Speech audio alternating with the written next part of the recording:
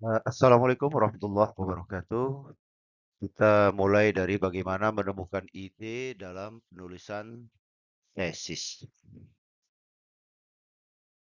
Dalam penulisan tesis, ide penulisan biasanya kita mulai dari menemukan adanya kesenjangan penelitian yang biasa kita sebut dengan adanya gap penelitian. Ketika kita mencari inspirasi, tema, topik, ya, maka yang pertama kita lakukan adalah mengidentifikasi adanya celah dalam penelitian, terutama penelitian-penelitian sebelumnya, ya. Bagian mana dari tema yang sudah kita bahas itu ternyata belum diteliti atau belum terjawab dengan baik oleh para peneliti-peneliti terdahulu. Untuk menemukan gap penelitian tersebut, maka kita perlu membaca banyak artikel jurnal ya terkait topik penelitian kita. Misalnya kita mau membahas berkaitan dengan penggunaan teknologi digital dalam memperluas pangsa pasar pengguna bank syariah, maka perlu kita baca ya. Kira-kira penawaran dalam memperluas market share atau pangsa pasar perbankan syariah itu sudah dilakukan dengan metode apa, dengan cara apa, sehingga dengan demikian nanti kita bisa menemukan celah ya, metode mana atau cara apa yang belum dikemukakan oleh peneliti terdahulu ya.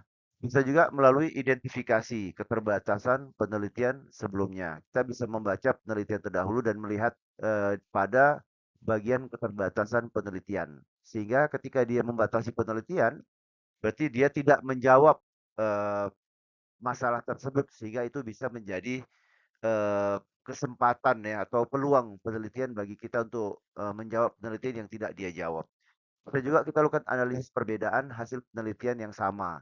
Jadi penelitian yang sama sudah membahas A, sudah membahas B, sudah membahas C. Nah, penelitian saya akan membahas D ya, sehingga penelitian kita ada distingsinya, ada perbedaannya dengan penelitian terdahulu. Termasuk mencari pertanyaan penelitian yang belum terjawab lewat penelitian terdahulu ya. Nah, setelah kita menemukan adanya celah dari penelitian yang sudah ada ya, penelitian terdahulu, yang kedua kita mengupayakan melakukan penemuan novelty. Ya, untuk level S2 biasanya lebih ditekankan kepada kontribusi penelitian ya. Kira-kira apa yang bisa kita sumbangkan baik kepada pengetahuan ataupun kepada industri yang menjadi lokus atau lokasi penelitian kita. Nah, dalam hal penemuan novelty ini maksudnya kita menentukan hal baru yang menjadi kontribusi original atau asli dalam penelitian kita ya. Baik kontribusi secara teori, secara metode atau memang temuannya ya.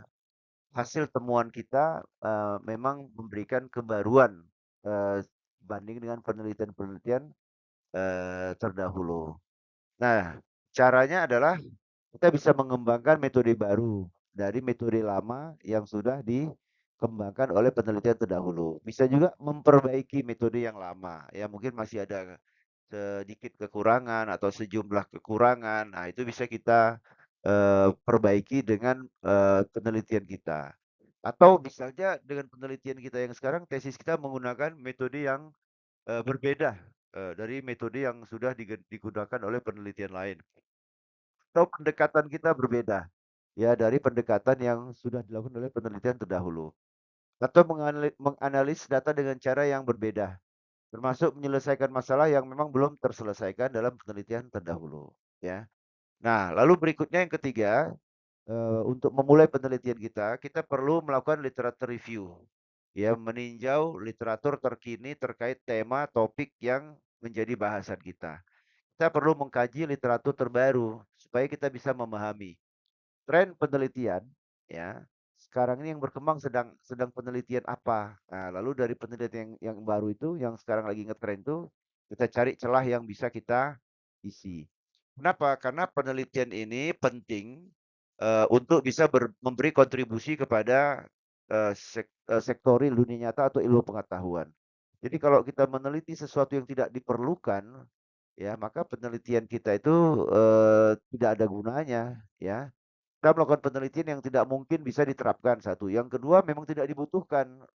Nah, ini berarti penelitian kita penelitian yang tidak menjawab permasalahan yang dibutuhkan oleh industri atau kepada masyarakat. Nah, caranya gimana? Kita bisa membaca jurnal ilmiah terbaru. Ada database Scopus ya, WOS atau Web of Science atau malah bisa juga melalui Google Scholar ya. Nah, kemudian Anda bisa menganalisis meta analisis. Jadi kalau ada penelitian-penelitian atau jurnal-jurnal yang berkaitan dengan meta analisis ya atau studi literatur review, bisa Anda lihat itu seperti apa tren penelitiannya sampai dengan data tahun terakhir. Termasuk melakukan tinjauan pustaka ya. Atau Anda melihat saja proceeding dari konferensi ilmiah baru, kira-kira mereka membahas apa sih tema-temanya gitu ya. Itu penting supaya penelitian kita itu penelitian yang up to date ya, tidak mengulang penelitian-penelitian yang sudah ada. Satu, yang kedua, trennya memang sedang diperlukan oleh masyarakat ya. Termasuk jika dibutuhkan Anda silakan menghadiri konferensi ya, workshop supaya Anda dapat wawasan baru ya tentang topik-topik terbaru dan tren penelitian terbaru yang sedang berkembang ya.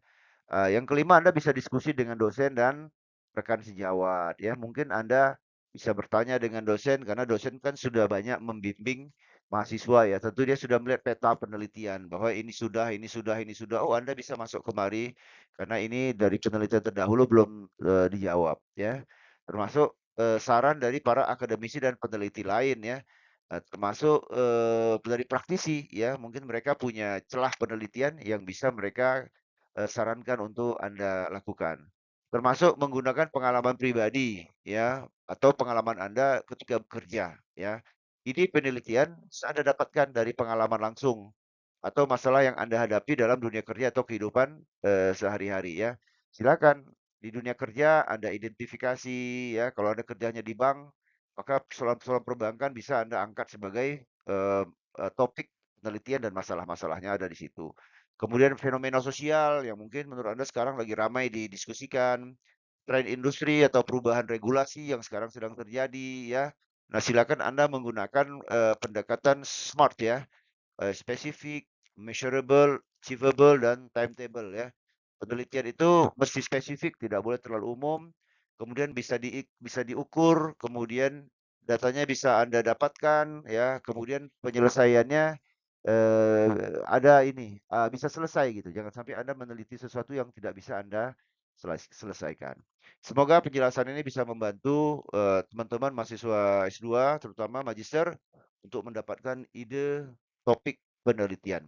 Jadi yang pasti adalah temukanlah tema penelitiannya, lalu temukanlah apa yang menjadi masalah ya supaya bisa mendapatkan gap penelitian di situ. Lalu tunjukkanlah solusinya apa sehingga Anda bisa memberikan novelty di situ ya. Ya, kemudian kira-kira mau di mana Anda teliti sehingga kelihatan lokusnya. Semoga berhasil.